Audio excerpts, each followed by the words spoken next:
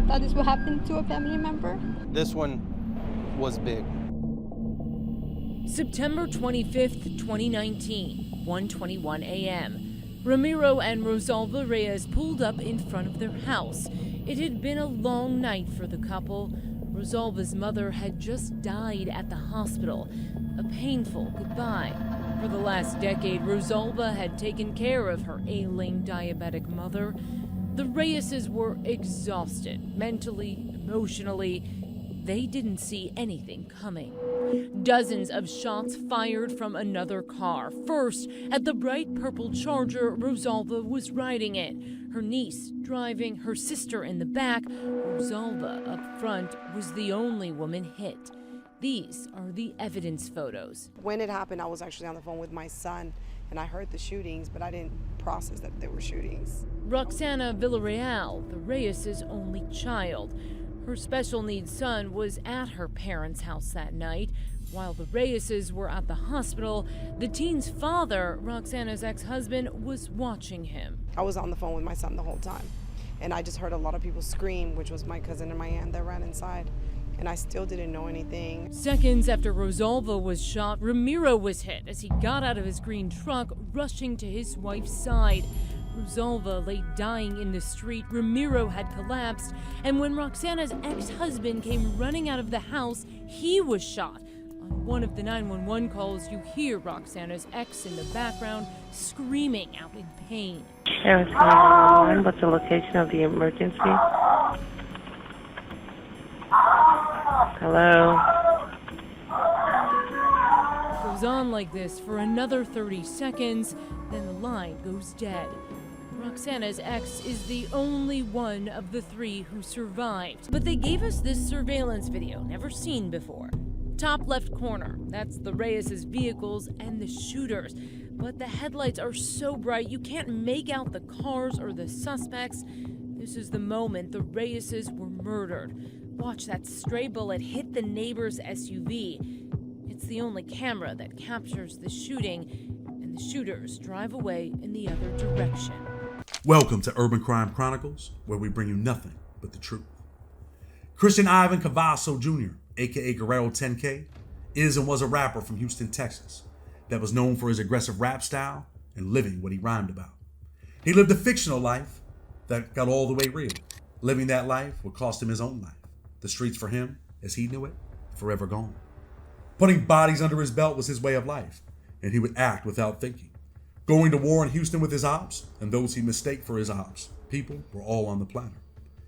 On September 6, 2019, Guerrero's life was about to end, at least how he knew it. The rapper's killing spree in 2019 would start today, when he was riding with some of the homies and spotted Ryan McGowan, an op, and decided it was his turn to become God.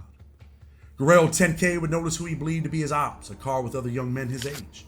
Shots would ring out from 10K's pistol in the industrial area north of Jersey Village. Once he started dumping, he would jump out of the car and run up on Ryan McGowan, and once face to face, he would unleash the lead that would take his life. Bullets would fly. But the killing never stopped. It kept going.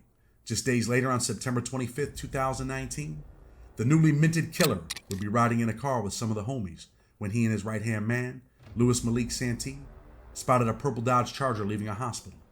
The victims, Ramiro Reyes, 65, and his wife, Rosalia Reyes, 63, were leaving the hospital where Rosalia's mother had just passed away. Ops not even close, but the 10K gang assumed wrong, thinking they were rival gang members. They would follow the couple home and jump out at the couple's northwest Houston home. Reyes would scream in fear as the young men walked up on them, guns out, and before she could finish screaming, she felt the lead hit her body. Her husband felt the same as they both fell to the ground, taking their last breaths. The heat of the bullets unbearable. Decimated because the two killers mistake them for people they were not. People they thought were their ops peoples. As if things could not get any uglier, Guerrero 10K was slowly becoming a serial killer. For him, life had no real meaning, and if he thought you were his op, then he was going to get at you. Cash Out Ace, another rapper from the Houston area, never knew what was about to happen in his life. On December 27, 2019, shortly after Christmas, Cash Out would send out an invite only to his people for a music video shoot that he was putting together. If you got the address, it was only because you were trusted. But Guerrero 10K would find him, even though he wasn't supposed to know. What was supposed to be a music video shoot was about to become a real-life shooting for the 20-year-old rapper whose real name was Miguel Guajardo. Guerrero was here to lay Cash Out down and anyone that was with him.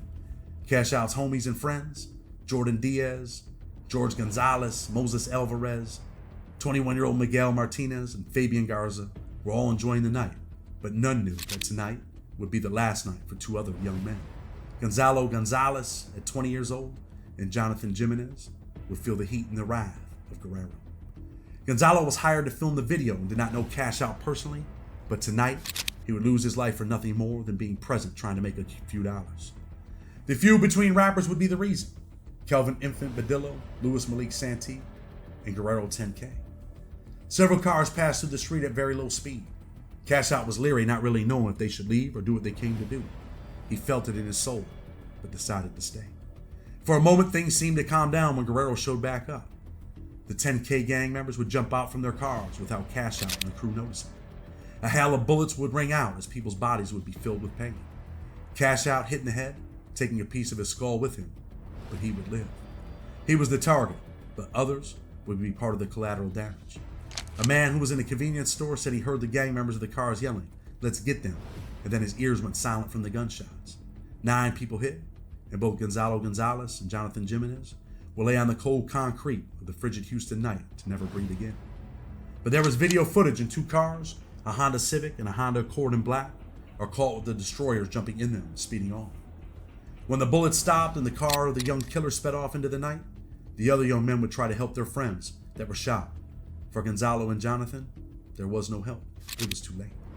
Ace would be left with part of his dome missing. Chaos and panic filled the air. The first call to 911 came in at 9:31 p.m.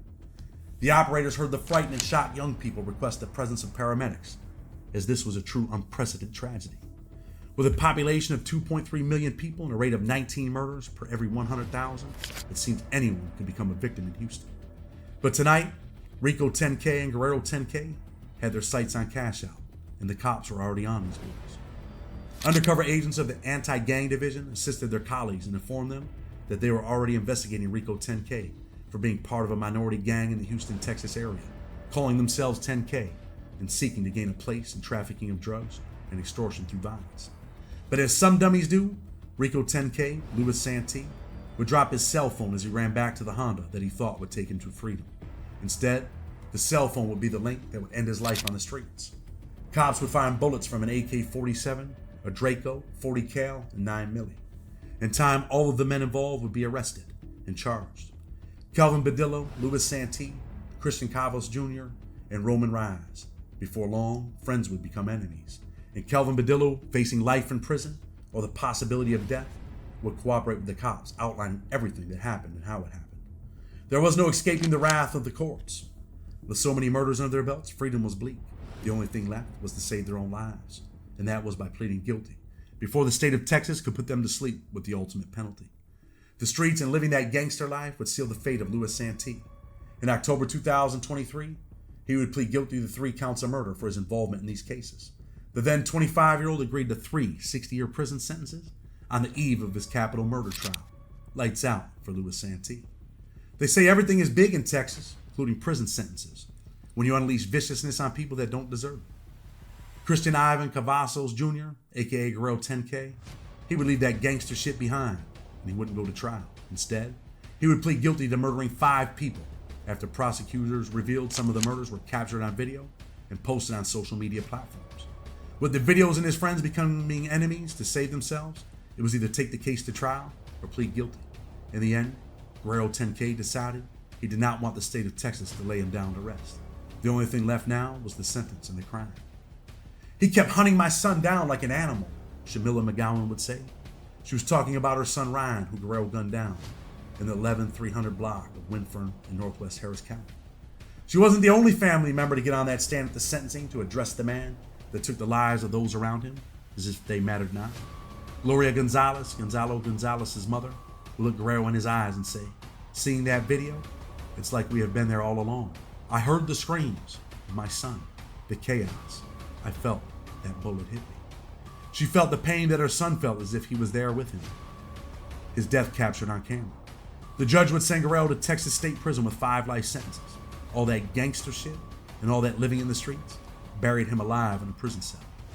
Tell us your thoughts in the comments. Urban Crime Chronicles, where we bring you nothing but the truth.